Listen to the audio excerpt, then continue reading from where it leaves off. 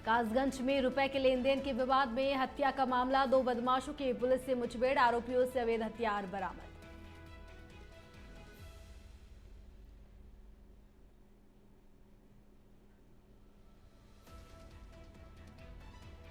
कुशीनगर में महिलाओं की सुरक्षा के लिए पुलिस का ऑपरेशन मजनू, आधा दर्जन मजनू को लिया हिरासत में, पकड़े गए लोगों से एक 50 वर्षीय व्यक्ति भी शामिल।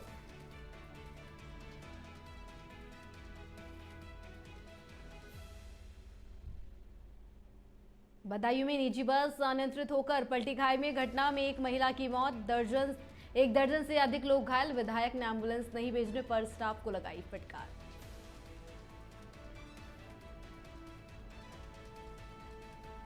पंजाब में बाढ़ पीड़ितों की मदद के लिए बड़े हाथ, ट्रैक्टर ट्रॉली से चारा सहित अन्य सामग्री लेकर जा रहे युवा, खाद्य पदार्थ से लेकर दवाएं भी शामिल।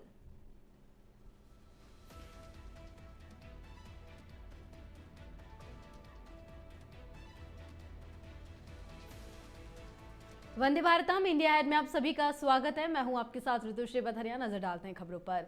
कासगंज के थाना सिकंदरपुर वैश्य क्षेत्र के गांव नवाबगंज नगरिया में रुपए के लेन देन के विवाद में हुई हत्या के मामले में पुलिस को बड़ी सफलता मिली है। थाना सिकंदरपुर वैश्य, थाना पटियाली, एसओजी और सर्विलांस टीम की संयुक्त कार्रवाई में घटना के महज 12 घंटे के अंदर ही हत्या के 2 मुख्य आरोपी असलम और शमशुल उर्फ शुल्ला को पुलिस मुठभेड़ के दौरान गिरफ्तार कर लिया गया है। दोनों आरोपियों के पैर में गोली लगने से वे घायल हो गए, जिन्हें इलाज के लिए अस्पताल भेजा गया है। तो वहीं एसपी अंकिता शर्मा के निर्देशन पर गठित पुलिस टीमों ने बूढ़ी गंगा पुलिया उस्मानपुर मार्ग पर आरोपियों की घेराबंदी की। खुद को घिरता देख आरोपियों ने पुलिस पर फायरिंग शुरू कर दी। पुलिस ने जवाबी फायरिंग करते हुए दोनों आरोपियों को धर दबोचा। तो वहीं गिरफ्तार आरोपियों के कब्जे से 2 अवैध तमंचे, 4 जिंदा कारतूस और 4 खोखा कारतूस, 315 बोर बरामद किया गया है। दरअसल राजकुमार से असलम ने 10,000 रुपए उधार लिए थे। जब राजकुमार ने अपने पैसे मांगे तो विवाद हो गया। बाद में असलम और शमशुल ने मिलकर राजकुमार की चाकू से गोद कर हत्या कर दी।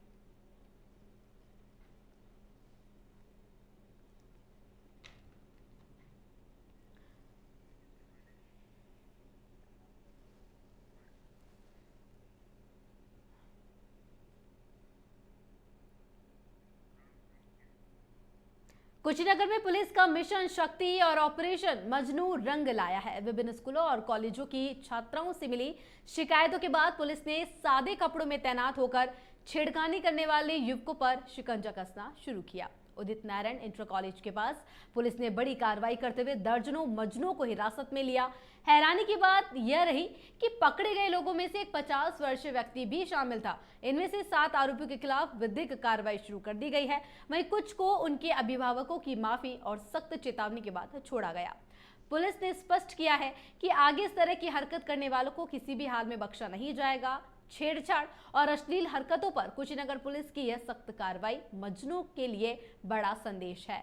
तो वहीं छात्राओं की सुरक्षा के लिए एक ठोस कदम भी साबित हो रहा है। पुलिस अधीक्षक संतोष कुमार मिश्रा ने बताया कि ऑपरेशन मजनू लगातार चलता रहेगा। स्कूल कॉलेजों के आसपास सुरक्षा के लिए पुख्ता इंतजाम किए जा रहे हैं।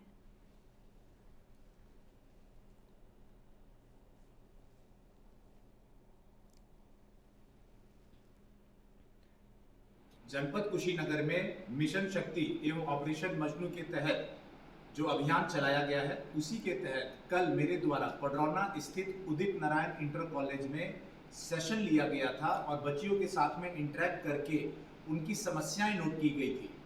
जो समस्याएं प्राप्त हुई थी वही मौके पे ही मेरे द्वारा 6 टीमों का गठन किया गया था और इन टीमों ने बच्चियों की, स्टूडेंट्स की शिकायत पर काम करते हुए आज 7 लोगों को पकड़ के लेकर आए हैं। इसमें वो लोग हैं जो छात्राओं ने नोट कराया था कि उनको स्कूल कॉलेज के बाहर या तो छीटाकसी करते हैं, छेड़खानी करते हैं, किसी का नंबर मांगते हैं, किसी को सोशल मीडिया पे अश्लील कमेंट करते हैं, या कहीं पे पार्क में या मॉल में जब घूमने जाते हैं वहां पे सिगरेट वगैरह आके पी के उनको तंग करते हैं। और इसमें साथ ही साथ एक ITI के टीचर भी है जो कि वहां पर कोचिंग के बहाने एक छात्रा को छेड़खानी करने का प्रयास करते थे। इस तरीके के लोग हैं और इसमें हर उम्र के लोग हैं। इसमें 18-20 साल से लेके 50 की उम्र तक के पुरुष और जो लड़के हैं वो इसमें सम्मिलित हैं। जनपद बदायूं के दातागंज बदायूं मार्ग पर एक बड़ा हादसा हो गया। बता दें कि जहरपुर गांव के पास एक प्राइवेट बस अनियंत्रित होकर खाई में पलट गई। हादसे में एक 70 वर्षीय बुजुर्ग महिला की मौत हो गई। एक दर्जन से अधिक यात्री घायल हुए हैं।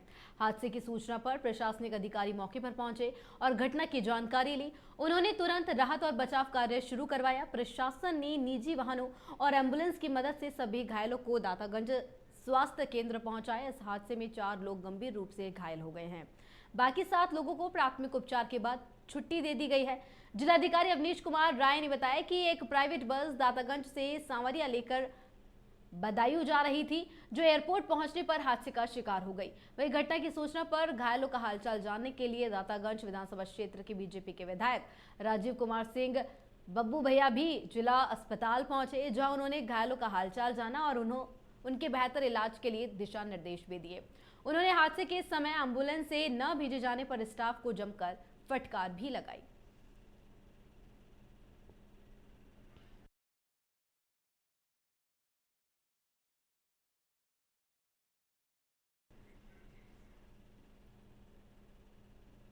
और बता दें कि जिसके बाद एम्बुलेंस घायलों को जिला अस्पताल लेकर के पहुंचे। साथ ही साथ बीजेपी के विधायक भी वहां पर पहुंचे और उन्होंने उनका हालचाल जाना।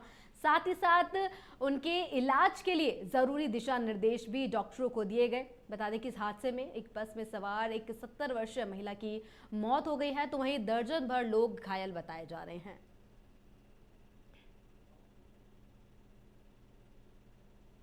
दुर्भाग्यपूर्ण घटना है।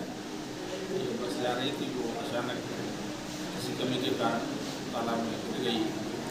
इसमें काफ़ी लोग घायल हुए हैं।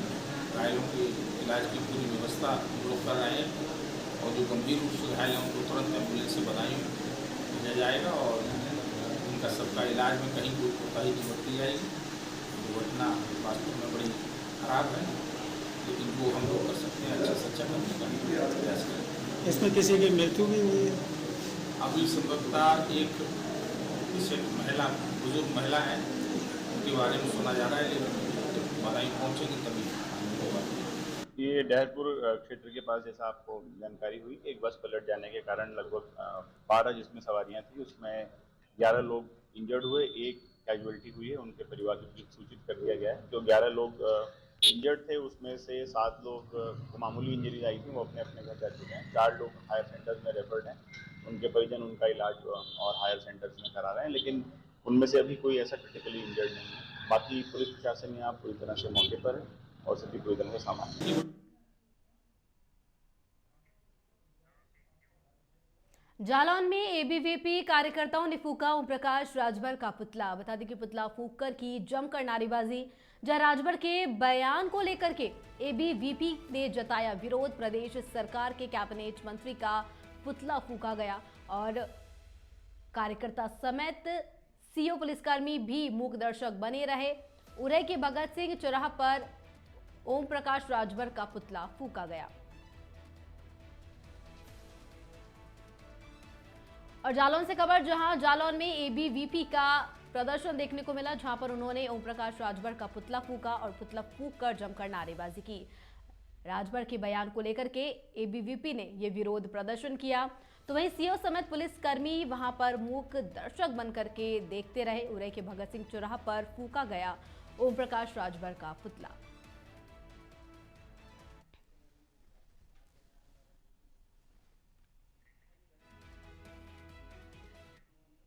तो बुलेटिन में फिलहाल वक्त है छोटे से ब्रेक का।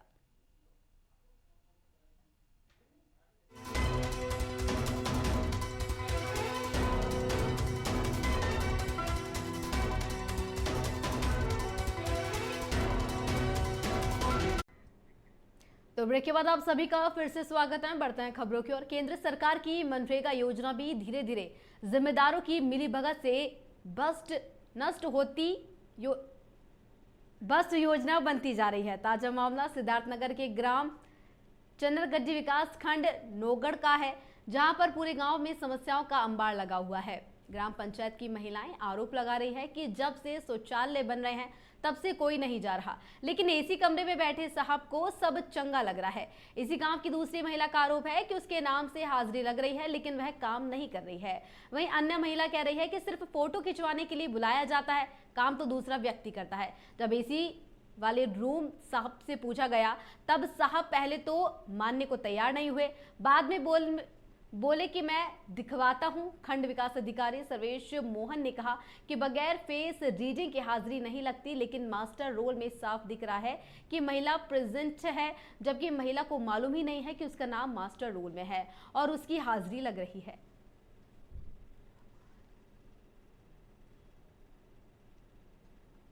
ऐसा भी कोई भी जो है मेरे पास इस तरह की कोई भी शिकायत नहीं आई। आपने पहली बार मुझे बताया है और मैं चीज़ देख लेता हूँ, जांच करा लेता हूँ कि वहाँ पे क्या बाहरी मजदूर काम कर रहे हैं। वैसे पॉसिबल नहीं है, क्योंकि मनरेगा की गाइडलाइन सीधे सीधे है, जब तक फेस रीडिंग नहीं होती तब तक वहाँ पे किसी की हाजिरी लगी नहीं सकती। और जब वहाँ पे आदमी गया है, अपनी हाजिरी लगा रहा है, तो उसे काम तो करना ही है। फ्री में तो वो जाके वहाँ पे हाजिरी लगवा के तो लौटेगा नहीं। इंद्रावती कहाँ के रहने वाली हैं? चनगड्डी। चनागड्डी। शौचालय कितने दिन से बंद है? बहुत दिन से। हाँ, जब से बना तब से क्यों नहीं जाता। हाँ। बोलूं? आप नरेगा में काम कर रही हैं? अरे बस्ट क्या होता है, नष्ट होना चाहिए। आपके नाम से हाजिरी भी लग रही है। हमन का कुछ नहीं है। हाँ, आपका इंद्रावती नाम है, आपके नाम से हाजिरी लग रही है, लेकिन आप काम भी नहीं कर रही हैं। तो जब बलैबे नहीं करे, हमन का पूछबे नहीं करे तो क्या करे, हमरे जावा जाए। हाँ। कौन सा हाथ का। हाँ, ऐसा भी कोई भी जो है मेरे पास इस तरह की कोई भी शिकायत नहीं आई। आपने पहली बार मुझे बताया है। मिर्जापुर नेशनल हाईवे बन गया है पिकनिक स्पॉट। बता दें कि नेशनल हाईवे 135 पर दारू मुर्गा पार्टी हो रही है, तो वही दारू मुर्गा पार्टी के बाद जमकर थिरके नशेड़ी। रात्रि में नेशनल हाईवे पर पुलिस की गश्त न के बराबर रही, तो इस वजह से दारूबाज नशेड़ियों ने पार्टी की। सोशल मीडिया पर यह वीडियो भी वायरल हो रहा है। लालगंज थाना क्षेत्र के बस्तरा मोड़ का ये पूरा मामला है। और बता दें कि मिर्जापुर नेशनल हाईवे अब पिकनिक स्पॉट बनता जा रहा है। जी हाँ, जहां पर दारू और मुर्गा पार्टी लोग कर रहे हैं और साथ ही साथ रात्रि में नेशनल हाईवे पर पुलिस की गश्त भी नहीं है। सोशल मीडिया पर यह वीडियो जो है जमकर अब वायरल हो रहा है।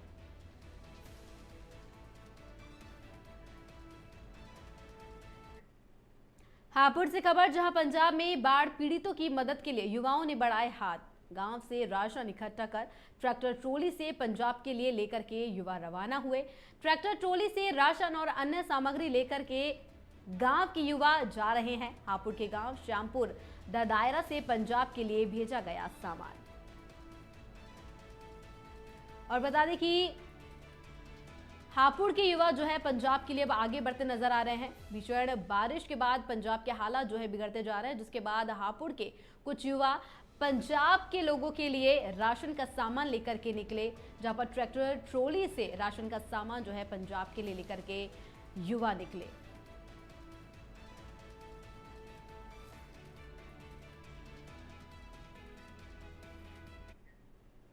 झांसी जनपद की मऊरानीपुर तहसील में हर वर्ष की भांति इस वर्ष भी पारंपरिक जल विहार कार्यक्रम का आयोजन भव्य रूप से किया गया। कार्यक्रम का उद्घाटन झांसी के जिलाधिकारी और वरिष्ठ पुलिस अधीक्षक ने किया। जल विहार महोत्सव का आयोजन नगर पालिका अध्यक्ष शशि श्रीवास्तव की देखरेख में किया गया। उनकी अगुवाई में नगर पालिका की ओर से विविध सांस्कृतिक और धार्मिक कार्यक्रमों की रूपरेखा भी तैयार की गई थी। कार्यक्रम के उद्घाटन अवसर पर नगर के अनेक गणमान्य एवं संभ्रांत नागरिक भी मौजूद रहे। सभी ने कार्यक्रम की व्यवस्था और परंपरा को सराहा।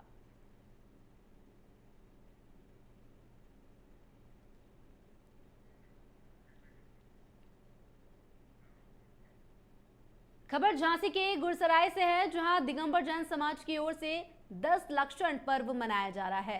पर्व के 8वें दिन नगर के जैन मंदिरों में भक्तों की भारी भीड़ देखने को मिली।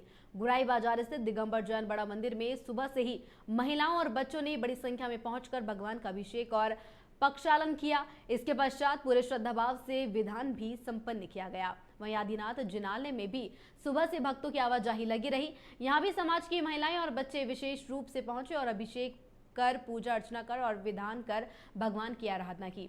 शाम होते होते मंदिर परिसर आरती और सांस्कृतिक कार्यक्रमों से गूंज उठा। धार्मिक गीतों, भजन और बच्चों की प्रस्तुतियों ने माहौल को और भी भक्तिमय बना दिया। जैसा कि हम जानते हैं कि दिगंबर जैन समाज में 10 लक्षण पर्व का विशेष महत्व है। इस दौरान श्रद्धालु 10 दिन तक उपवास रखते हैं, तो कुछ लोग एक समय भोजन तो कुछ निर्जला उपवास कर इस पर्व को आत्मशुद्धि और साधना के रूप में मनाते हैं। इस अवसर पर समाजसेवी प्रकाश चंद जैन ने बताया कि जैन धर्म में पर्युषण पर्व का सबसे अधिक महत्व होता है। ये केवल एक धार्मिक पर्व नहीं बल्कि आध्यात्मिक और सांस्कृतिक चेतना को जागृत करने वाला भी अवसर है। अगर कोई जैन व्यक्ति साल भर धर्म से दूर भी रहा हो तो इन 10 दिनों में वह धर्मात्मा बनकर पहुंचता है और भगवान की आराधना करता है।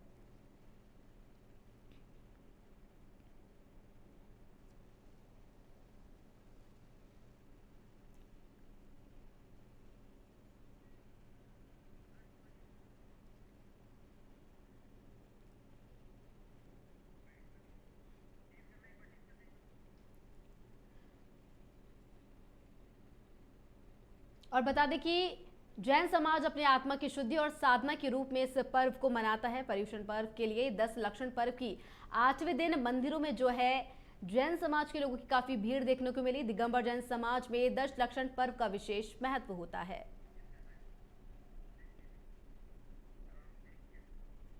केंद्र सरकार की मनरेगा योजना भी धीरे धीरे जिम्मेदारों की मिलीभगत से भ्रष्ट योजना बनती जा रही है।